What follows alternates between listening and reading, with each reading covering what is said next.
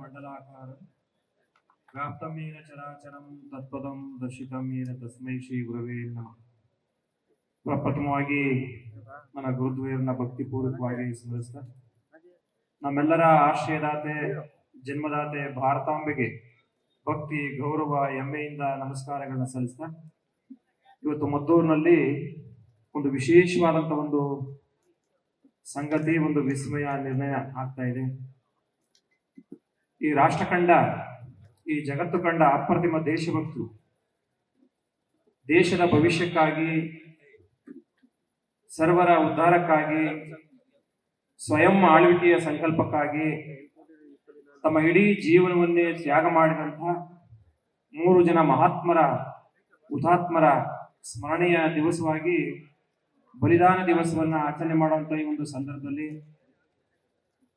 ನಮ್ಮನ್ನೆಲ್ಲರೂ ಕೂಡ ಉದ್ದೇಶಿ ದೇಶ ಅಂದ್ರೆ ಏನು, ದೇಶದ ಯುವಶಕ್ತಿ ಏನು, ದೇಶದ ಏಕತೆಗೆ ನಾವೇನು ಮಾಡಬೇಕು ಅಂತೇಳಿ ತಿಳಿಸಿಕೊಟ್ಟಂತವರು ನಮ್ಮ ಅನಂತಕುಮಾರ್ ಹೆಗಡೆ ಅವರು ಈಗ ತಾನೇ ತೆರಳಿದ್ರು. ಹಾಗೆಯೇ ನಮ್ಮ ವಿವೇಕ್ ವಂಶಿಯವರು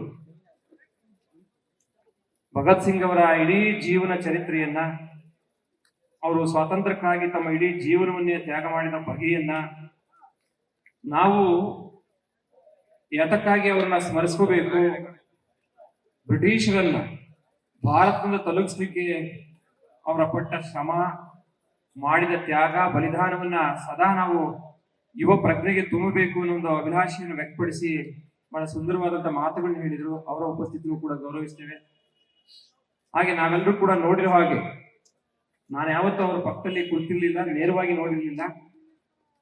ಅವ್ರನ್ನೆಲ್ಲರೂ ಕೂಡ ವಿಶೇಷವಾಗಿ ನಮ್ಮ ಬಸವನಗೌಡ ಪಾಟೀಲ್ ಯತ್ನಾಳ್ರವ್ರನ್ನ ಒಬ್ಬ ಭಾರತೀಯ ಸಂಸ್ಕೃತಿಯ ಆರಾಧಕ, ಭಾರತೀಯ ಜನಮಾನಸದಲ್ಲಿ ವಿಶೇಷವಾಗಿ ಕನ್ನಡ ನಾಡಿನಲ್ಲಿ ಭಾರತೀಯ ಧರ್ಮ, ಭಾರತೀಯ ಸಂಸ್ಕೃತಿ, ಭಾರತೀಯ ಪ್ರಜ್ಞೆ, ನೆಲದ ಮೂಲದ ಶಕ್ತಿಯನ್ನ ಸದಾ ಆರಾಧಿಸಬೇಕು ಅನ್ನೋ ಒಂದು ಭಾವನೆಗಳನ್ನ ಜನಮಾನಸಕ್ಕೆ ತಿಳಿಸುವಂತ ಒಬ್ಬ ದೈತ್ಯ ಶಕ್ತಿ, ಧೈರ್ಯವಂತ ಇವತ್ತು ನಮ್ಮ ಪಕ್ಕದಲ್ಲಿದ್ದಾರೆ. ಅವರ ಗೌರವಿಸ್ತೇನೆ. ಒಂದು ದೇಶವನ್ನ ಕಟ್ಟಲಿಕ್ಕೆ, ಒಂದು ದೇಶವನ್ನ ತಲೆ ಮೇಲೆ ಹೊತ್ತು ಮೆರಿಲಿಕ್ಕೆ ಯಾರಾದ್ರೂ ಧೈರ್ಯವಂತರು ಇರಲೇಬೇಕಾಗುತ್ತೆ. ನಾವೇನಾದ್ರೂ ಏಡಿಗಳಾಗಿ ಬಿಟ್ರೆ, ಅನೇಕ ಉದಾಹರಣೆಗಳನ್ನ ಕೊಟ್ಟರು ಈಗಾಗಲೇ. ನಾವು ಕುರಿಗಳ ರೀತಿ ಇರಬಾರದು. ಕುರಿಗಳ ಮಂದೆಯಲ್ಲಿ ಸಿಂಹ ತಗಾಕೊಂಡು ಅದೇ ಅಭ್ಯಾಸವನ್ನ ಮಾಡಿಕೊಂಡು ಬಿಟ್ಟಿತ್ತು. ಮತ್ತೊಂದು ಸಿಂಹ ಬಂದು ನೀನು ಸಿಂಹ ಕುರಿ ಅಲ್ಲ ಅಂತ ಹೇಳ್ತು, ಕಪಾಳಕ್ಕೊಂದು ಹೊಡೀತು, ಧೈರ್ಯ ತುಂಬಿತು, ವಿವೇಕವನ್ನ ಹೇಳ್ತು. ಆಗ ಅದು ನಾನು ಸಿಂಹ ಅಂತೇಳಿ ಕೆರೆನಲ್ಲಿ ಹೋಗಿ ಮುಖ ನೋಡ್ಕೊಂಡು ತನ್ನ ಸ್ವಸಾಮರ್ಥ್ಯವನ್ನ ಅರ್ಥ ಮಾಡಿಕೊಂಡು ಧೈರ್ಯವಂತದಿಂದ ತನ್ನ ಜೀವನ ನಡೆಸ್ತು ಅನ್ನೋ ಒಂದು ಕಥೆನೂ ಕೂಡ ಅನಂತಕುಮಾರ್ ಹೆಗಡೆ ಅವರು ಹೇಳಿ ಹೋದ್ರು. ಹಾಗೆ ನಮ್ಮ ವಿವೇಕ್ ವಂಶಿಯವರು ಬಹಳಷ್ಟು ಸುದೀರ್ಘವಾಗಿ ಹೇಳಿದ್ರು. ನಮಗೆ ಈಗ ಗೊತ್ತಾಗ್ತಾ ಇದೆ, ಭಾರತೀಯ ಚರಿತ್ರೆಯನ್ನ ಯಾರೆಲ್ಲ ಬರೆದಿದ್ದಾರೋ ಅವರು ನಮ್ಮನ್ನ ಯಾಮಾರಿಸೋ ರೀತಿಯಲ್ಲಿ ಬರೆದಿದ್ದಾರೆ.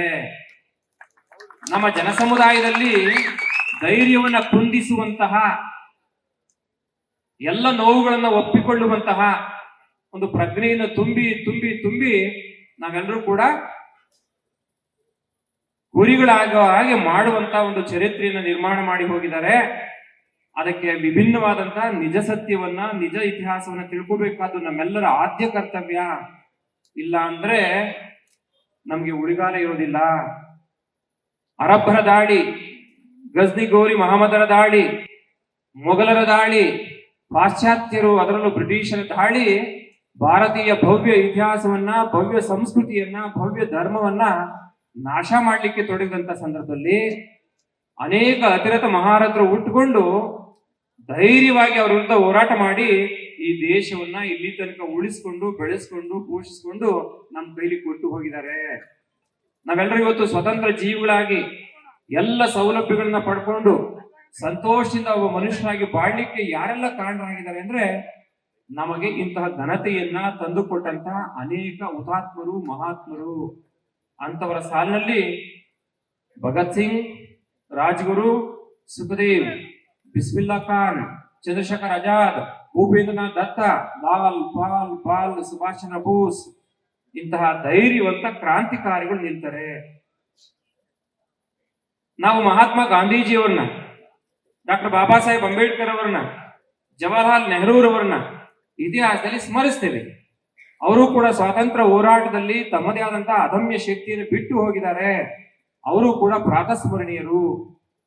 ಆದ್ರೆ ವಿಶೇಷವಾಗಿ ಅತಿ ಚಿಕ್ಕ ವಯಸ್ಸಿನಲ್ಲೇ 24ನೇ ವಯಸ್ಸಿಗೆ ದೇಶಕ್ಕಾಗಿ ತಮ್ಮ ಕೊರಳನ್ನ ಬ್ರಿಟಿಷರ ನೇಣುಗಂಗಕ್ಕೆ ಕೊಡ್ತಾರೆ ಅಂದ್ರೆ ಅದೆಷ್ಟು ಅದಮ್ಯವಾದಂತ ಧೈರ್ಯ ಇತ್ತು, ಶಕ್ತಿ ಇತ್ತು, ಸಂಕಲ್ಪ ಇತ್ತು, ಭಾರತೀಯ ಪ್ರಜ್ಞೆ ಇತ್ತು, ದೇಶ ಪ್ರೇಮ ಇತ್ತು ಅಂತ ಹೇಳಿ ನಾವು ಇವತ್ತು ಬಹಳ ಸೂಕ್ಷ್ಮವಾಗಿ, ಆಳವಾಗಿ, ಗಹನವಾಗಿ ಯೋಚನೆ ಮಾಡಬೇಕಾದಂತ ಅನಿವಾರ್ಯತೆ ಇದೆ. ಅದಕ್ಕೆ ಇತಿಹಾಸವನ್ನ ತಿಳಿಸುವ ಉದ್ದೇಶಕ್ಕೋಸ್ಕರ, ಇತಿಹಾಸದಲ್ಲಿ ನಮಗೋಸ್ಕರ ಬದುಕನ್ನು ಕಳೆದುಕೊಂಡ ಹುತಾತ್ಮರನ್ನ, ಮಹಾತ್ಮರನ್ನ ಧ್ಯಾನಿಸುವುದಕ್ಕೋಸ್ಕರ ಇವತ್ತು ಹಿಂದೂ ಪರ ಸಂಘಟನೆಗಳ ಒಕ್ಕೂಟ ಮದ್ದೂರು ಬಲಿದಾನ ದಿವಸವನ್ನ ಆಚರಿಸ್ತಾ ಇದೆ. ಬೇರೆ ಯಾವುದೇ ಉದ್ದೇಶಕ್ಕಾಗಿ ಅಲ್ಲ. ಇನ್ನೊಬ್ಬರ ಮೇಲೆ ಸಮರವನ್ನ ಸಾರಬೇಕು ಅನ್ನೋ ಉದ್ದೇಶವಂತೂ ಇಲ್ಲವೇ ಇಲ್ಲ. ಅನಂತಕುಮಾರ್ ಹೆಗಡೆ ಅವರು ಹೇಳಿದ್ರು, ಈಗಲಾದ್ರೂ ನಾವು ಒಗ್ಗೂಡಬೇಕು, ಈಗಲಾದ್ರೂ ನಾವು ಐಕ್ಯಮತ್ಯವನ್ನ ಸಾಧಿಸಬೇಕು, ಈಗಲಾದ್ರೂ ನಾವು ಬಲಿಷ್ಠವಾಗಿ ಬೆಳಿಲಿಲ್ಲ ಅಂದ್ರೆ ಇತಿಹಾಸದಲ್ಲಿ ಆದಂತ ಎಲ್ಲ ಅನ್ಯಾಯಗಳು ಕೂಡ ಮುಂದೆ ಬರಲಿಕ್ಕೆ ಸಾಧ್ಯವಿದೆ. ಹಾಗಾಗಿ ಈಗಲೇ ನಾವು ಎಚ್ಚೆತ್ತುಕೊಂಡು ಒಗ್ಗೂಡಬೇಕು. ಈ ಭಾರತೀಯ ಸಮಾಜದಲ್ಲಿರುವಂತ ಎಲ್ಲ ತೊಂದರೆಗಳನ್ನ, ಭೇದ ಭಾವಗಳನ್ನ, ಜಾತಿ ಪ್ರಜ್ಞೆಯನ್ನು ಕಿತ್ತು ಹಾಕಿ ಹಿಂದೂ ಸಂಪ್ರದಾಯಸ್ಥರು, ಹಿಂದೂ ಸಮಾಜ ಒಂದು ಘನತೆಯಿಂದ, ಭಕ್ತಿಯಿಂದ, ಶ್ರದ್ಧೆಯಿಂದ ಭಾರತ ಮಾತೆಯನ್ನ ಪೂಜಿಸಬೇಕು, ಆರಾಧಿಸಬೇಕು, ಗೌರವಿಸಬೇಕು ಅನ್ನೋ ಒಂದು ಮಾತನ್ನ ಹೇಳಿವರು. ಇವತ್ತು ಭಗತ್ ಸಿಂಗ್ ಅವರು, ರಾಜ್ಗುರು, ಸುಖಸೇನ್, ಇನ್ನು ಅನೇಕ ಕ್ರಾಂತಿಕಾರಿಗಳು ಯಾತಕ್ಕೆ ಹುಟ್ಟುಕೊಂಡ್ರು ಅನ್ನೋ ಸಂದರ್ಭವನ್ನು ನೋಡಿದ್ರೆ, ಬ್ರಿಟಿಷರ ದೌರ್ಜನ್ಯ ಹೆಚ್ಚಾದಂತ ಸಂದರ್ಭದಲ್ಲಿ, ಬ್ರಿಟಿಷರ ದಬ್ಬಾಳಿಕೆ ಜಾಸ್ತಿ ಆದಂತ ಸಂದರ್ಭದಲ್ಲಿ ನಮ್ಮಲ್ಲಿ ಒಗ್ಗಟ್ಟು ಇಲ್ಲ, ಶಕ್ತಿಹೀನರಾಗಿದ್ದಾರೆ, ಧೈರ್ಯ ಕೆಟ್ಕೊಂಡಿದ್ದಾರೆ, ನಾವು ಆಡ್ಲಿಕ್ಕೆ ಬಹಳಷ್ಟು ಅವಕಾಶ ಇದೆ ಅಂತೇಳಿ ಭಾವಿಸಿದಂತ ಸಂದರ್ಭದಲ್ಲಿ ಇಂಥ ಕ್ರಾಂತಿಕಾರಿ ಪುರುಷರು ಉಟ್ಕೊಂಡು ಈ ಜಗತ್ತಿಗೆ ಒಂದು ದೊಡ್ಡ ಪಾಠವನ್ನು ಕಲಿಸ್ತಾರೆ. ರಷ್ಯಾದ ಕ್ರಾಂತಿ, ಅಮೆರಿಕಾದ ಕ್ರಾಂತಿ, ಬೇರೆ ಬೇರೆ ದೇಶಗಳಾದಂತ ಕ್ರಾಂತಿಯ ಬಗೆಯನ್ನ ಅರ್ಥ ಮಾಡಿಕೊಂಡು ಕ್ರಾಂತಿಯಿಂದ ಮಾತ್ರ ಸ್ವಾತಂತ್ರ್ಯ ಸಾಧ್ಯ ಅನ್ನೋ ಒಂದು ಮಹತ್ವವನ್ನು ಅರ್ಥ ಮಾಡಿಕೊಂಡು ಇಡೀ ದೇಶದ ಯುವ ಶಕ್ತಿಯನ್ನ ಕ್ರಾಂತಿಕಾರಿಗಳನ್ನಾಗಿ ಮಾಡಬೇಕು ಅಂತ ಹೇಳಿ ಪಣತೊಟ್ಟು ದುಡಿದಂತ ಈ ಹುತಾತ್ಮರನ್ನ ನಾವೆಲ್ಲರೂ ಕೂಡ ಬಹಳ ಹೆಮ್ಮೆಯಿಂದ, ಶ್ರದ್ಧೆಯಿಂದ ಗೌರವಿಸಬೇಕಾಗುತ್ತೆ. ಈ ಕಾಲದ ಯುವಕರಿಗೂ ಕೂಡ ಇದನ್ನು ತಿಳಿಸಬೇಕಾಗುತ್ತೆ. ನೋಡಿ, ಒಮ್ಮೆ ಭಗತ್ ಸಿಂಗ್ ಜೈಲಲ್ಲಿದ್ದಾಗ ಜೈಲರಿಗೆ ಕೇಳ್ತಾರಂತೆ, ನಿನ್ಗೆ ಏನ್ ಬೇಕು ಅಂತ ಕೇಳಿದಾಗ ಅವನು ಒಳ್ಳೆ ಊಟ ಕೊಡಿ ಅಂತ ಕೇಳಲಿಲ್ಲ, ಜಾಲ್ದೇಮ್ ಕೊಡಿ ಅಂತ ಕೇಳಲಿಲ್ಲ, ಒಳ್ಳೆ ಹಾಸಿಗೆ ಕೊಡ್ರಿ ಅಂತ ಕೇಳಲಿಲ್ಲ, ನನಗೆ ಸಾಕಷ್ಟು ಪುಸ್ತಕಗಳನ್ನ ಕೊಡಿಸಿ. ಏನೋ ಮಾರಾಯ, ನಿನ್ನ ಕೆಲವೇ ದಿನದಲ್ಲಿ ನೇಣಾಗ್ತಾ ಇದೀವಿ, ಮಾರ್ಚ್ 23, 1931 ನಿನ್ನ ನೇಣಾಗ್ತಾ ಇದೀವಿ, ನಿನಗೆ ಪುಸ್ತಕ ಓದುವಂತ ಅಭ್ಯಾಸ ಯಾಕೆ ಬೇಕು, ಪುಸ್ತಕ ಓದಿ ನಿನ್ಗೆ ಏನು ಪ್ರಯೋಜನ ಅಂತ ಕೇಳ್ತಾರಂತೆ. ಇಲ್ಲ, ನಾನು ಚೆನ್ನಾಗಿ ತಿಳ್ಕೋಬೇಕು, ಜ್ಞಾನವಂತನಾಗ್ಬೇಕು ಅನ್ನೋ ಒಂದು ಬದುಕಿನ ಭರವಸೆನ ಇಟ್ಕೊಂಡು ನನಗೆ ಪುಸ್ತಕಗಳನ್ನ ಕೊಡಿ, ಓದ್ಲಿಕ್ಕೆ ಅಂತೇಳಿ ಡಿಮ್ಯಾಂಡ್ ಮಾಡ್ತಾ ಇರ್ತಾರಂತೆ.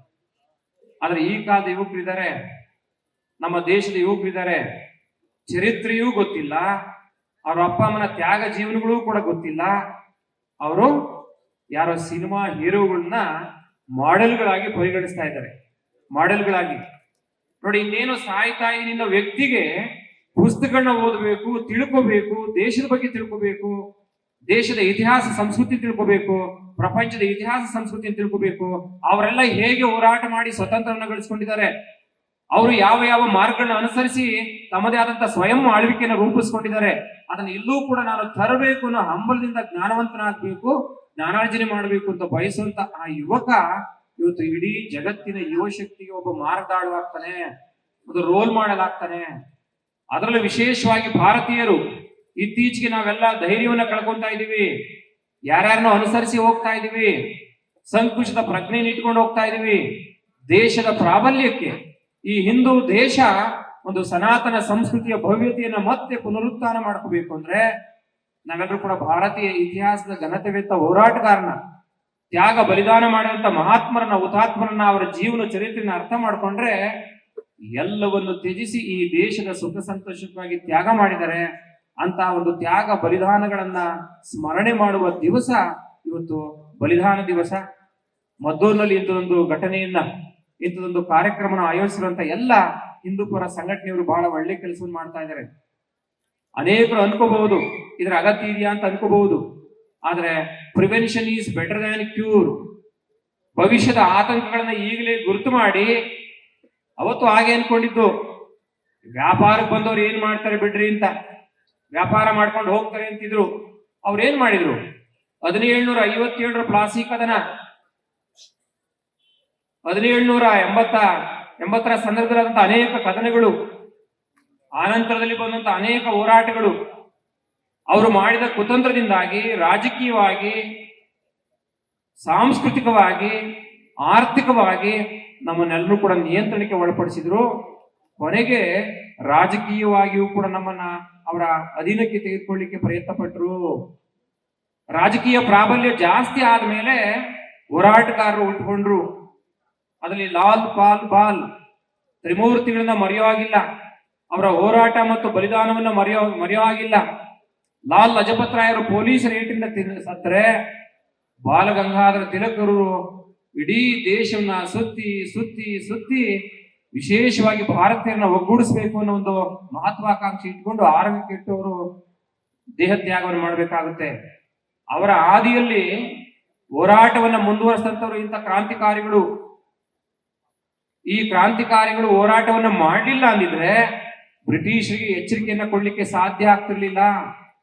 ಮಹಾತ್ಮ ಗಾಂಧೀಜಿಯವರ ಸ್ವಾತಂತ್ರ್ಯದ ಹೋರಾಟದ ಹೆಜ್ಜೆಗಳ ಜೊತೆಯಲ್ಲಿ ಸುಭಾಷ್ ಚಂದ್ರ ಬೋಸ್ ಒಬ್ಬ ಅಪ್ರತಿಮ ದೇಶಭಕ್ತ, ICS ಆಫೀಸರ್, ಈ ಬ್ರಿಟಿಷರ ಕೆಳಗಡೆ ನಾನು ಕೆಲಸ ಮಾಡ್ಲಿಕ್ಕೆ ಇಷ್ಟ ಇಲ್ಲ ಅಂತೇಳಿ ಸ್ವಾಭಿಮಾನಿಯಾಗಿ ರಾಜೀನಾಮೆ ಕೊಟ್ಟು ದೇಶದಲ್ಲಿ ಸಂಘಟನೆಯನ್ನ ಮಾಡ್ಲಿಕ್ಕೆ ಹೊರಡ್ತಾರೆ. ಅವರಿಗೆ ಇಲ್ಲಿ ಬೆಳಿಲಿಕ್ಕೆ ಬಿಡ್ಲಿಲ್ಲ, ಅವರ ನಾಯಕತ್ವವನ್ನು ಒಪ್ಕೊಳ್ಳಿಕ್ಕೆ ಕೆಲವರು ಇಷ್ಟಪಡ್ಲಿಲ್ಲ.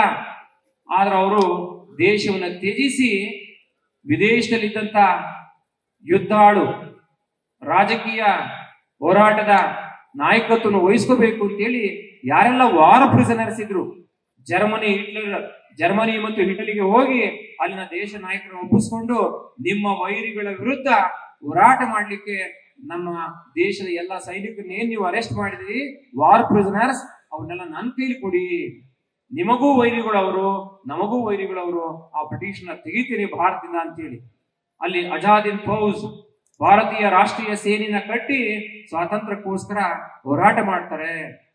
ಅದೇ ಹಾದಿಯಲ್ಲಿ ದೇಶದ ಒಳಗಡೆ ಇಟ್ಕೊಂಡು ಈ ಕ್ರಾಂತಿಕಾರಿಗಳು ನಮ್ಮ ದೇಶಕ್ಕೆ ಸ್ವಾತಂತ್ರ್ಯ ಕೊಡ್ಲಿಕ್ಕೆ ಅಲ್ಪಾವಧಿ ಆದರೂ ಕೂಡ ಶ್ರೇಷ್ಠವಾದಂತಹ ಮಹತ್ವವಾದಂತಹ ಒಂದು ಐತಿಹಾಸಿಕ ಹೆಜ್ಜೆಯನ್ನು ನಿರ್ಮಾಣ ಮಾಡಿ ಇವತ್ತು ಕೂಡ ನಾವು ಅವರ ಪ್ರಾತಸ್ಮರಣೀಯರು, ಹುತಾತ್ಮರು, ಬಲಿದಾನವನ್ನು ಮಾಡಿ ಶ್ರೇಷ್ಠ ಮಹಾತ್ಮರಾಗಿದ್ದಾರೆ. ಈ ದೇಶದ ಭವಿಷ್ಯಕ್ಕೆ ಒಂದು ವಿಶೇಷವಾದ ಒಂದು ಸಂಗತಿಯನ್ನ, ವಿಸ್ಮಯವನ್ನ ಮತ್ತು ನೆನಪನ್ನ ಬಿಟ್ಟು ಹೋಗಿದ್ದಾರೆ. ಅಂತವರನ್ನ ಸ್ಮರಣೆ ಮಾಡುವಂತ ದಿವಸದಲ್ಲಿ ನಾವೆಲ್ಲರೂ ಕೂಡ ಇಲ್ಲಿ ಸೇರಿದ್ದೇವೆ. ಯುವಜನಾಂಗಕ್ಕೆ ನಾವು ತಿಳಿಸಬೇಕು, ಸ್ವಾರ್ಥಿಗಳಾಗೋದನ್ನು ತಪ್ಪಿಸಬೇಕು, ಸೋಮಾರಿಗಳಾಗೋದನ್ನು ತಪ್ಪಿಸಬೇಕು, ವ್ಯಕ್ತಿ ಕೇಂದ್ರಿತ ಪ್ರಜ್ಞೆಯನ್ನು ತಪ್ಪಿಸಬೇಕು. ಇಂಥ ಮಹಾಪುರುಷರು ಏನಿಲ್ಲದ ಕಾಲದಲ್ಲಿ ದೇಶದ ಪ್ರಜ್ಞೆಯನ್ನೇ ವಿಶೇಷ ವ್ಯಕ್ತಿ ಪ್ರಜ್ಞೆ ಮಾಡಿಕೊಂಡು ಸ್ವಾತಂತ್ರ್ಯಕ್ಕೋಸ್ಕರ ಹೋರಾಟ ಮಾಡುವಂತ ಸಂದರ್ಭದಲ್ಲಿ ನಾವು ಎಲ್ಲ ಸೌಲಭ್ಯಗಳಿರುವಂತ ಇಂಥ ಸಂದರ್ಭದಲ್ಲಿ ದೇಶವನ್ನ, ಧರ್ಮವನ್ನ, ಭಾರತೀಯ ಸಂಸ್ಕೃತಿಯನ್ನ ಮರಿಬಾರದು ಅಂತ ಹೇಳ್ತಾ ಇವತ್ತು ಈ ಸಂಘಟನೆಯ ಕೆಲಸ ನಮ್ಮ ಸಮಾಜವನ್ನ ಎಚ್ಚರಗೊಳಿಸುವಂತಹ, ನಮ್ಮ ಸಮಾಜದ ಭವಿಷ್ಯವನ್ನ ಉತ್ತಮವಾಗಿ ರೂಪಿಸಿಕೊಳ್ಳುವಂತಹ ಒಂದು ವಿಷಯದ ಹಾದಿಯಲ್ಲಿ ಬಹಳ ಒಂದು ದೃಢವಾದ ಹೆಜ್ಜೆ ನಿಂತಿದೆ.